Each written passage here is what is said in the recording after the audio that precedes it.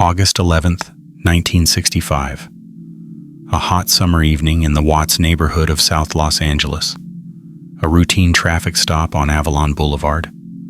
A California Highway Patrol officer pulled over a young black man suspected of drunk driving. His brother was in the car. Their mother lived nearby. What began as a simple traffic stop escalated into 6 days of urban uprising. Watts burned. 34 people died. Over 1,000 were injured. Millions of dollars in property was destroyed. The National Guard occupied South Central Los Angeles, and America was forced to confront the rage building in its black communities. This is the story of the Watts Riots. Not a simple tale of lawlessness and destruction, but a complex story of decades of oppression, poverty, police brutality, and frustration, exploding into violence. A warning that was ignored. A moment when the civil rights movement's patience ran out and anger took over. Watts, before the riots. Watts was a predominantly black neighborhood in South Los Angeles. In 1965, it was home to about 250,000 people. Most were African American families who had migrated from the South seeking better opportunities in California. What they found was a different kind of segregation. Restrictive housing covenants kept black families confined to certain neighborhoods. Redlining prevented them from getting mortgages in white areas. Schools in Watts were overcrowded and underfunded. Jobs were scarce. Poverty was endemic. The unemployment rate in Watts was 3 times higher than the rest of Los Angeles. Many families lived below the poverty line. The median income was less than half the citywide average. Housing was substandard. Landlords knew tenants had nowhere else to go, so they neglected maintenance and charged high rents anyway. But the deepest anger was directed at the Los Angeles Police Department. The LAPD had a reputation for brutality against black citizens. Officers routinely stopped, searched, and harassed black residents without cause. Beatings were common. Complaints were ignored. The police chief, William Parker, was openly racist. He referred to black people using slurs. He believed in aggressive policing of black neighborhoods. His officers followed his lead. By the summer of 1965, Watts was a powder keg. The fuse was about to be lit. August 11th, 1965. The traffic stop. At 7 p.m. on August 11th, California Highway Patrol Officer Lee Minicus was on motorcycle patrol on the freeway near Watts. He received a radio call about a possible drunk driver, a 1955 Buick weaving erratically. Minicus spotted the car and followed it off the freeway onto Avalon Boulevard. He pulled the car over at 116th Street in Avalon. The driver was Marquette Frye, a 21-year-old black man. His brother Ronald, 22, was in the passenger seat. They had been to a friend's party. Marquette had been drinking but insisted he wasn't drunk.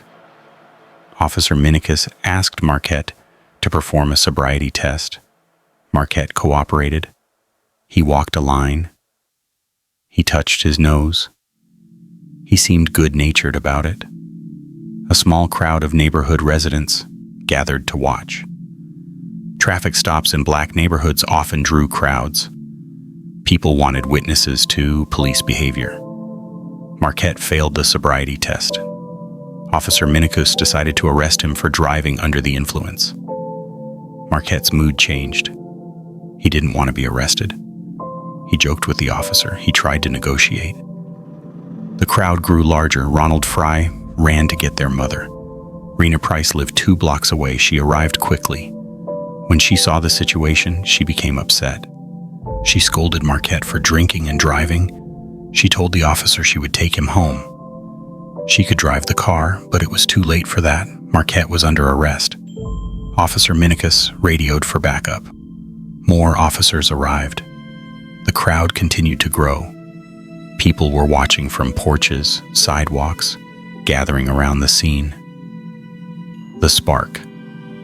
What happened next is disputed. Multiple accounts exist. What's clear is that the situation escalated rapidly. Marquette became agitated. He resisted arrest. Officers struggled with him.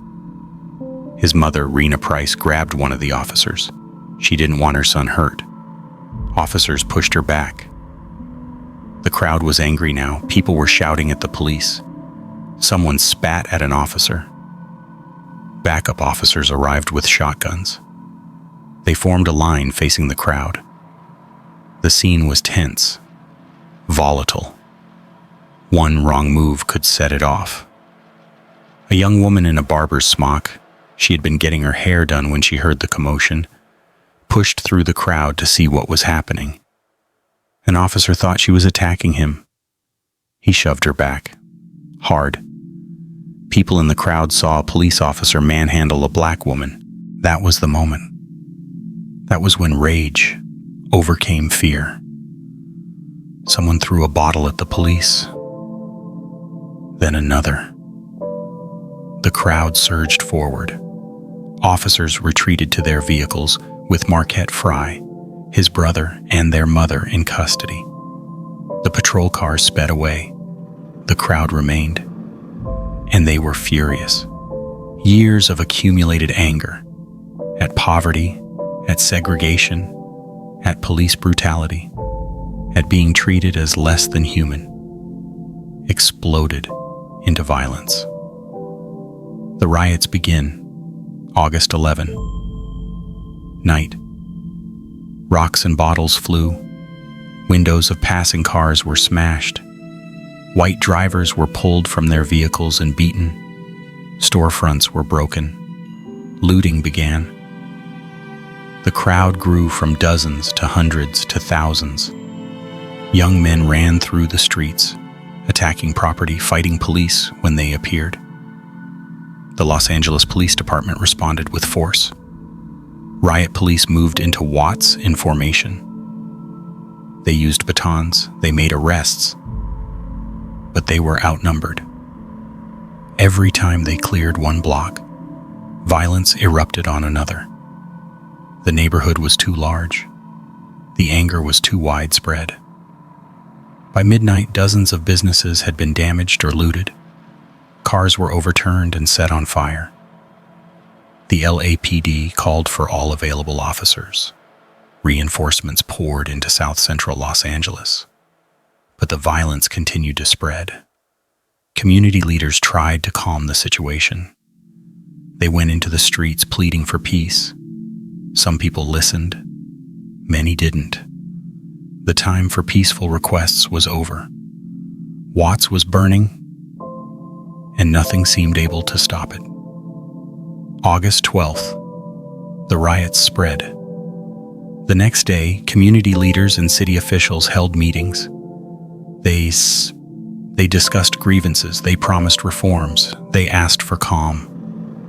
But their words meant nothing to the young people in the streets. Promises had been made before. Nothing had changed. They didn't believe anything would change now.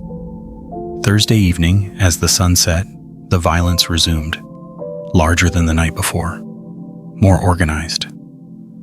Groups of young men moved through Watts, systematically targeting white-owned businesses, liquor stores, pawn shops, furniture stores, places that had been extracting money from the black community for years, places that charged higher prices because customers had nowhere else to shop.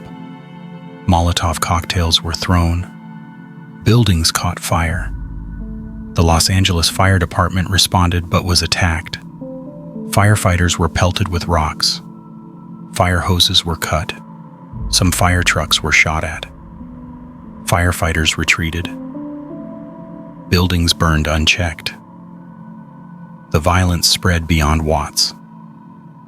Neighboring communities, Willowbrook, Compton, Parts of South Central erupted.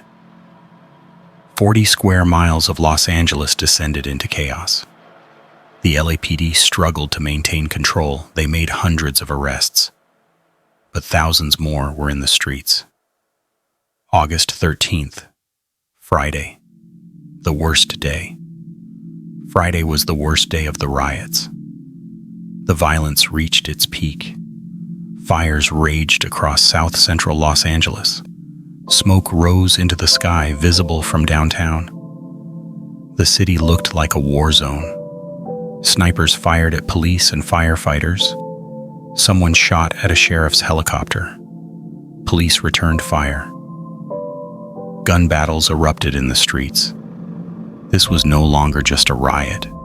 It was urban warfare. White people who had to drive through South Central to get home were attacked.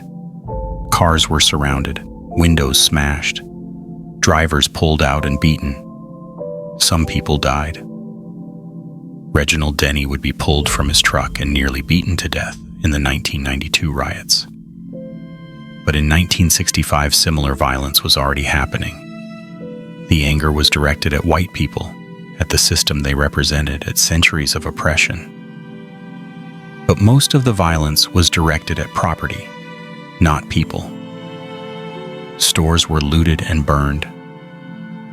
But rioters often warned residents to get out before setting buildings on fire. There was rage, but there was also a dark code.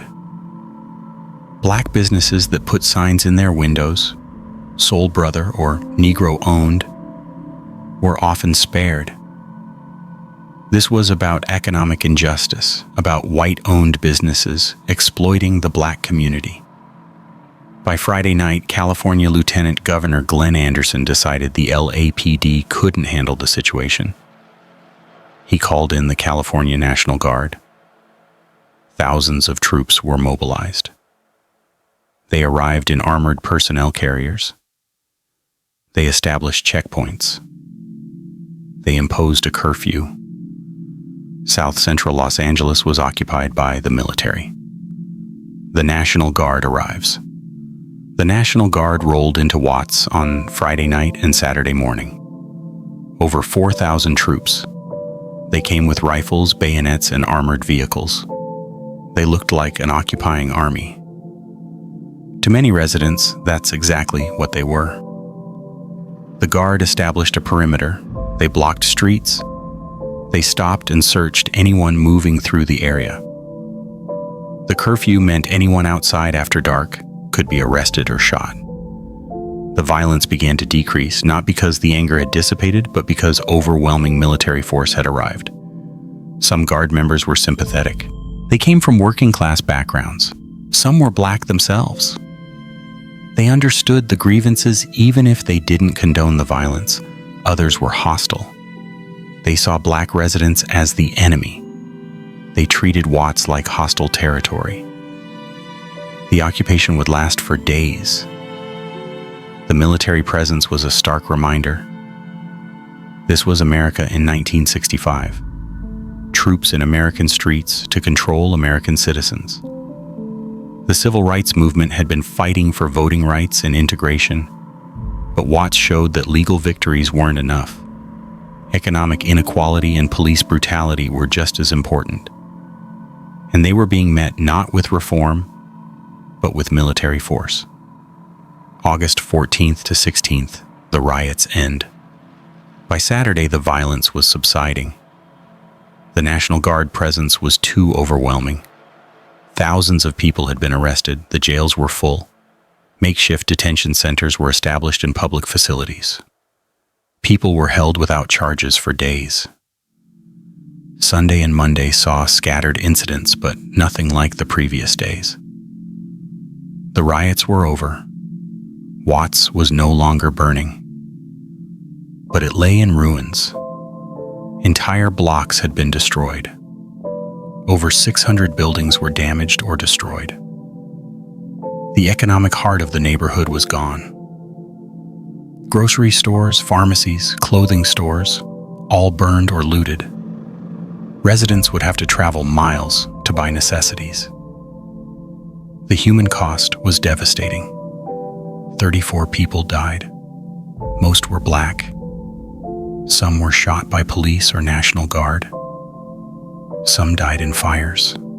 Some were killed in the chaos. Over 1,000 people were injured. Nearly 4,000 were arrested. The majority were young black men. Many lost their jobs. Many ended up with criminal records that would follow them for life. The property damage exceeded $40 million, nearly $400 million in today's dollars. Much of it would never be rebuilt. Businesses didn't return to Watts. The neighborhood that had been struggling before was now devastated. The riots had destroyed the local economy. It would take decades to recover. Some argue it never did. Why it happened? In the aftermath, everyone asked why. White America was shocked. The Civil Rights Act had been passed the previous year. The Voting Rights Act had just been signed in August. Progress was being made. Why were black people rioting? But Watts wasn't about civil rights legislation. It was about economic inequality, about poverty, about police brutality, about being trapped in a neighborhood with no opportunities, no hope, and constant harassment from police who saw you as criminals rather than citizens. The McCone Commission was established to investigate the riots. They interviewed residents. They reviewed data. Their report identified root causes: high unemployment, poor housing, inadequate schools, and police misconduct. They recommended reforms: better jobs programs, improved housing, police training and community relations. Most of their recommendations were ignored. The political will to address the underlying problems didn't exist. It was easier to blame the riots on criminals and agitators than to confront systemic racism and inequality. Martin Luther King Jr. visited Watts after the riots. He understood the anger. "A riot is the language of the unheard," he said. People in Watts had been unheard for too long. The aftermath. Watts after the riots was a devastated community. Burned buildings stood as charred skeletons. Empty lots where businesses once stood. The National Guard eventually withdrew, but the LAPD presence remained heavy. Tensions between police and residents, already terrible, were now even worse. Some businesses never returned. Why rebuild in a neighborhood that burned you down? Insurance companies refused to provide coverage. Banks wouldn't give loans. The economic disinvestment that had contributed to the riots worsened after them. Watts became more impoverished, more isolated, more hopeless. But something else happened too. Black power emerged. The peaceful integrationist approach of the civil rights movement began to seem inadequate to many young black people. Why integrate into a system that hates you? Why peacefully protest when you're met with violence? The Black Panther Party would form the next year in Oakland, advocating armed self-defense and community control. Malcolm X's message of black nationalism resonated more strongly. The riots marked a shift in the movement, from civil rights to black power, from integration to liberation. 50 years later, 50 years after the Watts riots, Los Angeles held commemorations.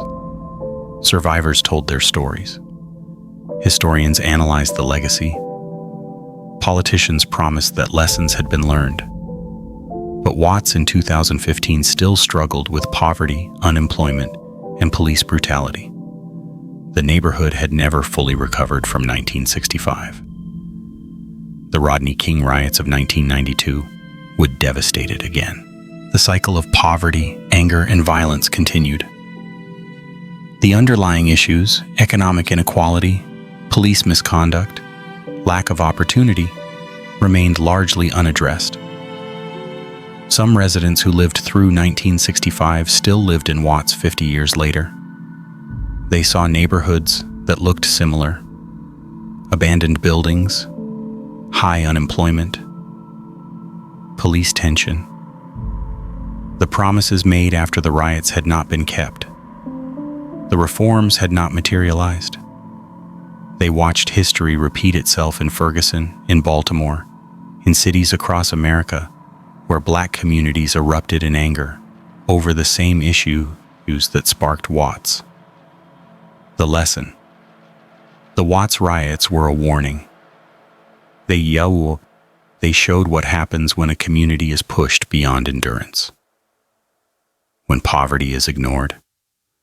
When police brutality goes unpunished. When people are treated as less than human for so long that they explode in rage. America didn't heed that warning. Similar riots would follow.